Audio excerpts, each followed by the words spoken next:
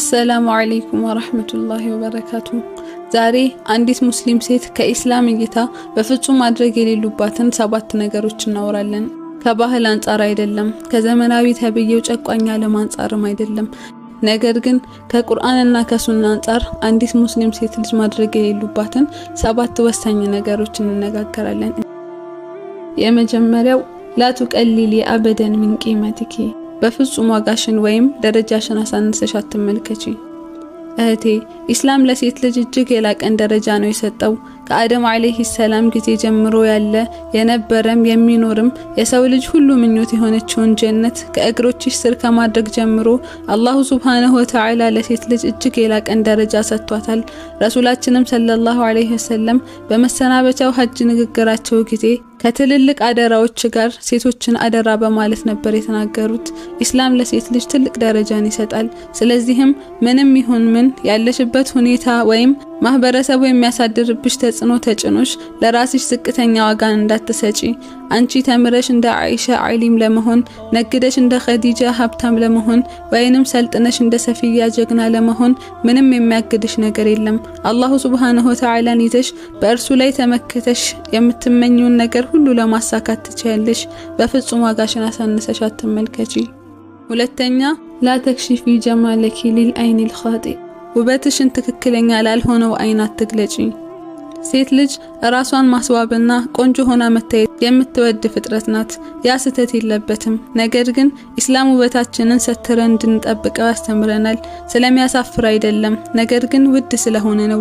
ውድ ነገሮች ሁሉ ደግሞ በጥንቃቄና በጥበቃ ስር መሆን ደህንነታቸው ሊጠበቅላቸውም ይገባል። አንድ ውድ ማዕድን ወይንም ወርቅ ተራና ግልጽ ቦታ ላይ እንደማናስቀምጠው ሁሉ እጅግ ውድና ውብ የሆነችው ሴት ልጅም ተራና ጥንቃቄ የጎደለው ቦታ ላይ ልትገኝና ያለምንም ሲትርና ጥበቃ ተገልጣ ልትታው አይገባትም። ሀያ መደበቅ አይደለም፣ ነገር ግን ሀያ ክብር ነው። ሶስተኛ لا تستهيني بصلاتك أبدا ሰላትሽ ላይ በፍጹም እንዳትቀልጂ። ቢዚ ልትሆኚ ትችያለሽ። ቀንሽን በጣም አድካሚ ሊሆን ይችላል። ምንም ይሁን ምን ሶላት ግን የሚቀለድበት ጉዳይ አይደለም። በአላህ ይሁንብኝ ቀን ሙሉ ስትለፊ የነበረው ልፋት የማያስተካክለውን የ5 ወይንም የ10 ደቂቃ ሰላት ያስተካክለዋል። ሶላት ለአኺራሽ ብቻ ሳይሆን ለዱንያሽም እጅግ ወሳኝ የሆነ በየቀኑ 5 ጊዜ የሚመጣ ትልቅ እድል ነው። አንዱን እንኳን እንዳታባክኙ። ከዚህች አድካሚ ሆነች ዓለም ለ5 ጊዜ እያረፍሽ ከማንም በላይ የሚወድሽ ኃይልና ችሎታ ሁሉ በእጁ ከሆነው ቸር አምላክሽ ጋር የምታሳልፊውን ጊዜ በፍጹም አቅልለሽ እንዳታዩ አትርሺ። ሶላት ሸክም አይደለም፣ ይልቁንስ ሶላት እድል ነው። አራተኛ ሂማየቱ ነፍሲኪ ሚን ነሚማ ከሐሜት ራስሽን ጠብቂ። በእርግጥ ሴቶች ማውራት እንወዳለን፣ ትክክል ነው። ነገር ግን የሞተች እህታችንን ስጋ በመብላት የምንደሰት አጸያፊዎች አይደለንም። ሐሜት በጣም ትልቅ ወንጀል ነው። ቁርአን ላይ ሳይቀር በስሙ ተጠርቶ ነው የተወገዘው። አላሁ ሱብሃነሁ ወተዓላ በሱረቱል ሁጁራት አንቀጽ 12 ላይ እንዲህ ይላል ولا يغتب بعضكم بعضا أيحب أحدكم أن يأكل لحم أخيه ميتا فكرهتموه واتقوا الله إن الله تواب رحيم ከፊላችሁም ከፊሉን አይማ። አንደኛችሁ የሞተው ወንድሙን ስጋ ሊበላ ይወዳልን? ጠላችሁት። አላህ ተውበትን ተቀባይና አዛኝ ነው ይላል። ጌታችን አላሁ ሱብሃነሁ ወተዓላ ይህንን ጉዳይ ስሙን ጠርቶ አስጠንቅቆናል። በሚያስጠላ ምሳሌ አድርጎ ማስረድቶናል። አንቀጹንም አላህን ፍሩ በማለት ደምድሞታል። ስለዚህም እህቴ ይህንን ወራዳ ተግባር በፍጹም አትዳፈሪ። አላህ ሁላችንንም ይጠብቀን። አሜን።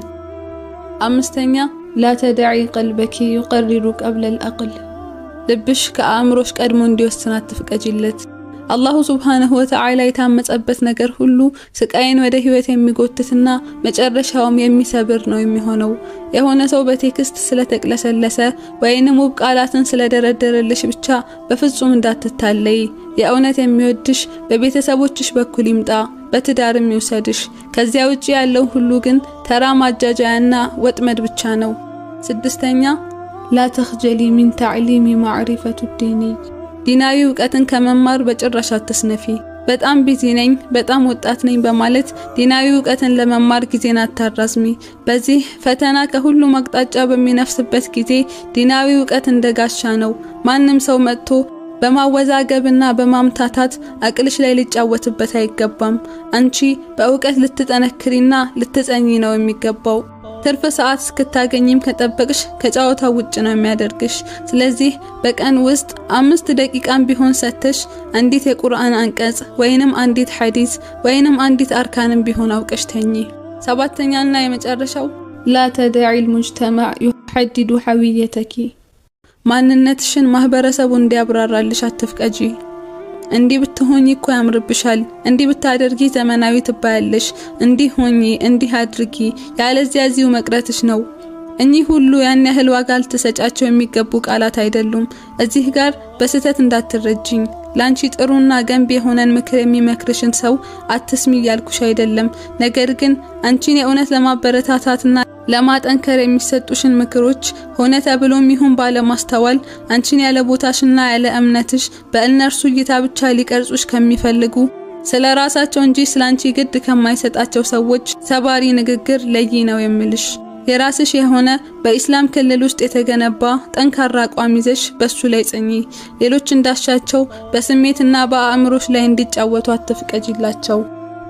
እናም ውድ እህቴ ይህ መልእክት አንቺ ላይ ለማካበድና ለማስበርገግ አይደለም፣ ነገር ግን አላሁ ሱብሃነሁ ወተዓላ ያላቀውን ዋጋሽን እንድትረጂና እንድትጠብቂውም ለማስታወስ የተላከ ማስታወሻ ነው። እናም ራስሽን ማሳደግ ማበልጸግና ማበረታታትሽን ቀጥይ። ይህ ዓለም ሴቶችን ትክክለኛ ማንነታቸውን ለማስረሳት ብዙ ይጥራል። ነገር ግን አንቺ ማን መሆንሽን በፍጹም እንዳትረሺ። አንቺ ጭማሪ አይደለሽም፣ አንቺ ዋና ካራክተር ነሽ። ምንም አይነት ሁኔታ ውስጥ ብትሆኚ በልብሽ ውስጥ ያለው ኢማን ብቻውን ተመን አልባ ውድ ሀብትሽ ነው። አላህ ያግዝሽ እህት ዓለም።